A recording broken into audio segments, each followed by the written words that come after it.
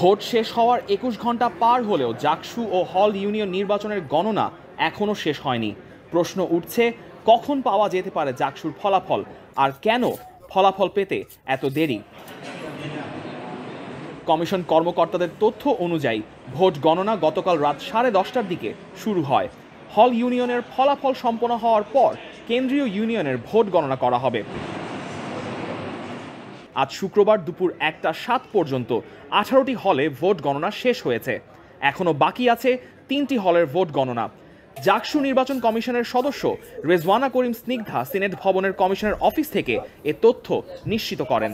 এছাড়াও সকালে একজন শিক্ষকের মৃত্যুজনিত কারণে ভোট গণনার কাজ কিছুটা দেরিতে শুরু হয়। বিলম্বের কারণ ব্যাখ্যা করে নির্বাচনী কর্মকর্তারা জানান, ভোট OMR মেশিনের পরিবর্তে ম্যানুয়ালি গণনা করা হচ্ছে, তাই সময় বেশি লাগছে।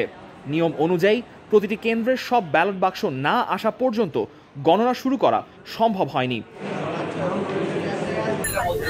বিশ্ববিদ্যালয়ের প্রক্টর ও নির্বাচন কমিশনের সদস্য সচিব AKM রাশিদুল আলম দৈনিক প্রথম আলোকে বলেন, আশা করা যাচ্ছে যে আজ তাদের যে লোকবল আছে তাতে তারা হয়তো বিকেল নাগাদ হলের ভোট গণনার হিসাব শেষ করতে পারবেন এবং রাত 10টা থেকে 11টার মধ্যে তারা সম্পূর্ণ গণনা সম্পন্ন করে বেসরকারিভাবে ফল প্রকাশ করতে পারবেন।